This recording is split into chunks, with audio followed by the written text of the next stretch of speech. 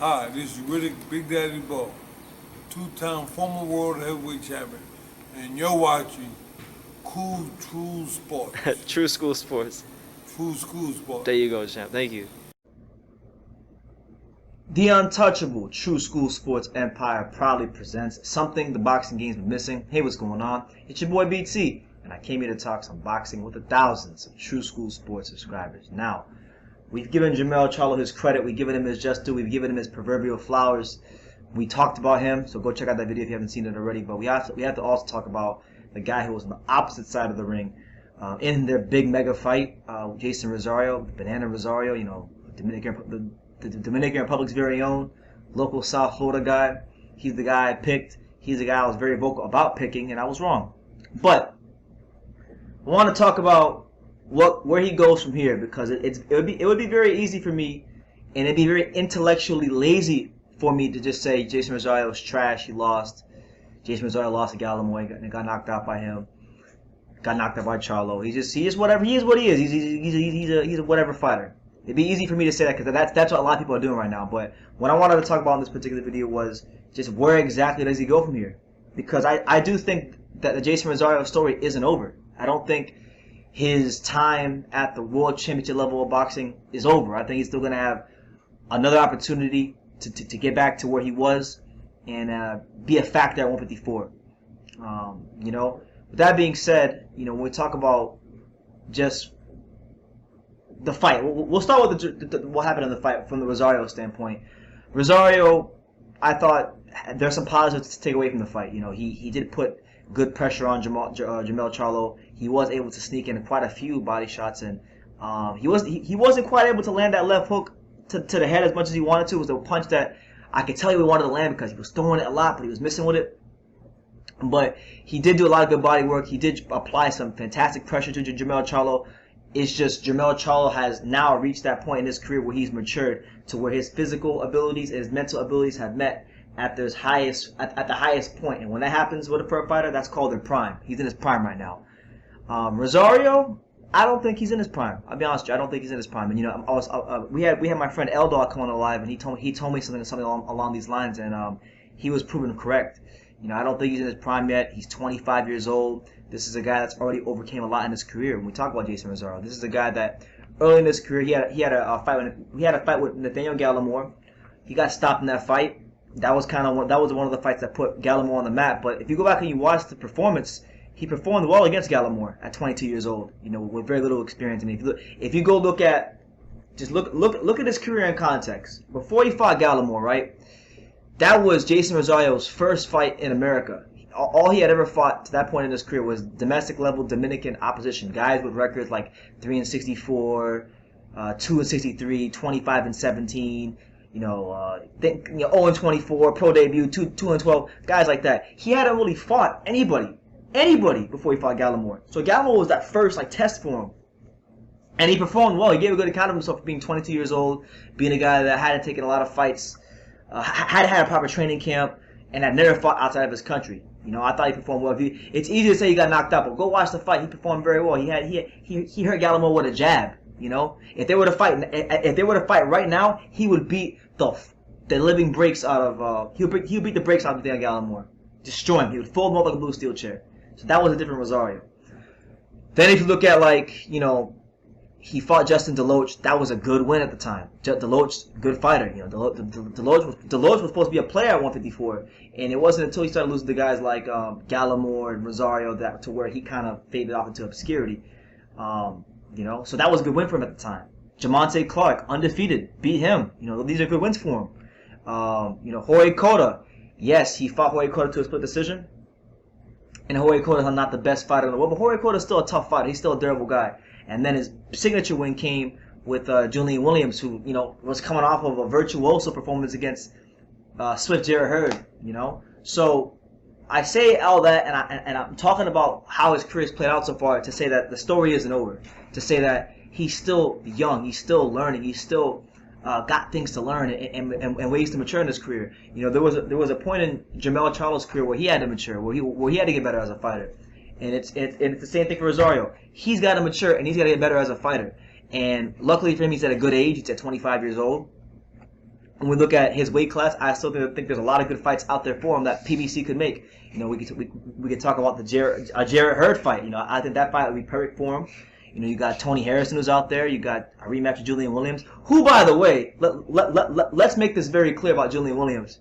Okay, he could have had this fight instead of Charlo, because many people are forgetting that Julian Williams had a rematch clause and could have got an immediate rematch with Jeison Rosario. And what did he do? He didn't want no smoke. So that's what it is. He didn't want no smoke with Jeison Rosario. He did not fight Jeison Rosario. He's over there at home tweeting about, "Oh, I'm gonna show the world how great I am." But he does rematch, and that's reality. So you got him out there. He can come get that smoke whenever he wants. He'll get folded up again. That's not even like a doubt in my mind. And you got him. You got Terrell Goucher. You got Tim Tszયુ's out there. A lot of people are talking highly of Tim Tszyu. You got Sebastian Fundora. There's plenty of fighters out there in the PBC stable that I think Jeison Rosario could fight. You know, Brian Castano. He could fight these guys, and they would all be good wins on his resume. Which, by the way, at 25 years old, you got to take into consideration with Rosario that his first fight in America was 2017. So he's really only been fighting at a certain level of boxing for just about 3 years. About 3 years, okay? And he's come a long way in that 3 years. And even in this fight, yes, he got knocked down 3 times. Yes, he got dropped with one of the most devastating knockouts you're ever going to see. But there were positives to take from this fight for Rosario. There's positives to take from it. And you know, there's no shame. And I want to say this to also say, there's no shame in losing to somebody who's better than you. There's no shame in fighting the best and coming up short. It's actually the guys like Rosario who we should respect more, who are humble in victory and humble in defeat, and fight the best at any opportunity that they get. Because that's what he's did. Ever since Rosario has come to the States in 2017, ever since he's been here, he has fought nothing but the best available opposition to him. And he could have taken an easier fight. You know, he could have said, you know, F Jermell Charlo. He could have fought he could have fought Gallimore in a rematch and beat the brakes off of him. He could have fought a lot of guys. Jack Colkay would have been an easier fight than Charlo. He could have fought Liam Smith. But no, he went in there and he dared to be great. He challenged Jermell Charlo. So all you can do is respect that guy. But do I think the story's over for him? Absolutely not. I think Jeison Rosario, if he goes back to the gym, if he has it within his heart and within his soul, if he has that conviction, if that conviction to be champion is still there and it doesn't leave, because you got to understand something. When you get knocked down the way he did in a fight of this magnitude, you know, it's very few fighters that can overcome that and become champion again. You know, that's why the guys like Roman Gonzalez and Manny Pacquiao and guys like that are such special fighters, because of their ability to overcome devastating knockouts and become champion and to have success and to still flourish even after a defeat by knockout, the way they got knocked out. So we're gonna find out now about Jeison Rosario, about where he's at. You know, I don't know what PBC's plans are for him, but I think there are good opponents out there for him. You know, I think the most realistic fights, if you want to talk about realistic fights, the Julian Williams rematch is probably number 1. But if not him, you have Terrell Goucher, who I think would be a great fight for him. You have Eric Shalubin. If Lubin doesn't get the Charlo fight immediately, you have him. You have Tony Harrison. There's a lot of good fights out there for Rosario, and he's still learning. He's got good boxing skills. We know he's strong. We know he can punch. It's just there's some things he's got to correct. Like, for example, I think a big reason why that shot hurt him so much. If you go back and you watch the clip, a big reason why that shot hurt him so much, the one that Charlo threw, the jab to the stomach, the third knockdown. If you go watch his posture, because after the second knockdown, if you notice, after the second knockdown, if you go back and watch the fight, after the second knockdown, Rosario's hands were like glued to his head. He wasn't really throwing a lot of punches back because he didn't want to get hit with anything. And while he was in that high guard, before that jab was thrown, he was really, really, really tense. He was really tense. And when you're really tense as a fighter, you waste a lot of nervous energy. So anytime you get touched here or anywhere, really, when you're real tense, it has more of an effect. You know, it's kind of like when you go to the dentist, right? If you go to the dentist and they put like the electric brush in the back of your mouth, you gotta be calm so you can withstand the pain if you got bad teeth.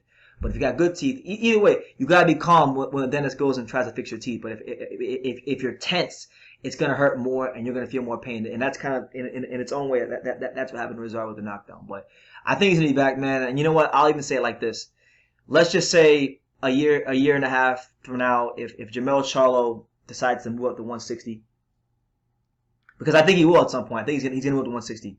If he moves up to 160, I think Jermall is gonna move to 168 at some point. And then what's gonna wind up happening is there's gonna be a vacancy for them titles. I don't think Jeison Rosario can beat Jermell Charlo, but there's gonna be a vacancy for them titles. Jeison Rosario will have another opportunity. The story is not over, and I do think he's got it within his heart, within his soul to become champion again. And you're gonna say, well, BT, True School Sports, why do you believe in Jeison Rosario so much? Why do you think he'll become a champion again?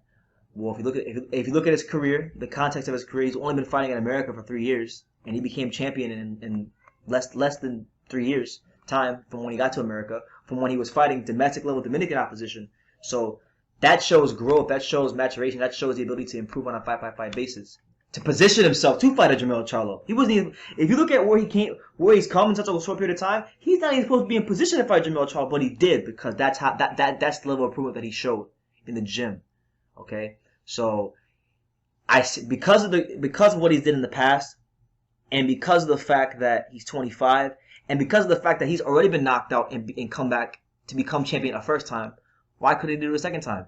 There's a lot of fighters here at 154. You have guys like Israel Madrimov, who I think are going to be a factor in the division. You got guys like Charles Conwell, who are going to be factors in the division. But from the PBC side of things, he matches up well. Any of the PBC heavyweights not named Jermell Charlo, he matches up well with.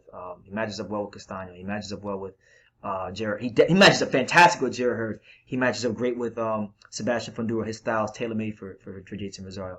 Tony Harrison could outbox Jeison Rosario, but we know in the 8th round, 9th round, his leg's gonna buckle. He's not gonna have the stamina to get to 12.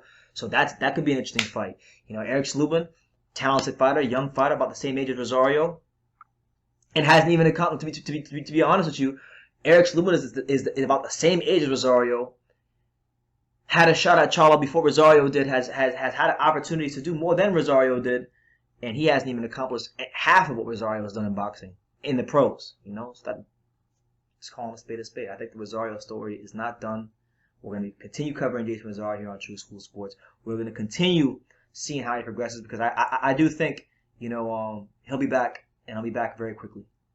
Honestly, because Jermell Charlo is a special fighter. He's shown that on a fight-by-fight basis.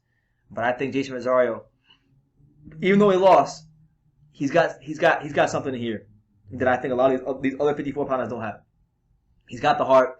He's got the fighter spirit. It's just about continuing to grow, continuing to improve, continuing to get those more nuanced skills of boxing, because he's got the things you can't teach fighters. He's got them. He's got the fighter spirit. He's got the punching power. He's got the physical strength. Now it's getting those nuanced boxing skills with all those intangibles he does have. And when you put those things together, you have a dangerous fighter. So I've been ranting about Rosario for 13 minutes. Much respect to Jeison Rosario for fighting to the very end against Jermell Charlo. Even when he got hit by that jab and was having convulsions with the seizure, he still tried to get up. People don't even talk about that. He still tried to get up, and he damn near did. So, shout out to him. Big shout out to Chiro Perez, who I don't think is getting talked about enough as one of the best trainers in boxing, because the growth that Rosario has shown from the Jorge Cota fight to Julian Williams to then being able to fight a guy like Jermell Charlo and win multiple rounds off of him at this stage of his career, that's a big improvement. There's no way you could have told me that 2 fights ago, when Jeison Rosario fought Jorge Cota and had a split decision draw victory against him, that you would have thought in 2 fights from that fight he'd be fighting Jermell Charlo for the unified titles and taking multiple rounds off Jermell Charlo. There's no way. So, he deserves as much credit as anybody for the job that he's done with Rosario, and I think those two are going to be one of the better fighter-trainer tandems in boxing as things go forward in the sport. So I'm going to leave it at that. You guys let me know what you think. Who do you want to see Jeison Rosario fight next? And do you think he has it within him to become champion again? I think he does. I think he's at a great age, 25, to not just challenge for the world title, but win another world title and be a factor at 154. So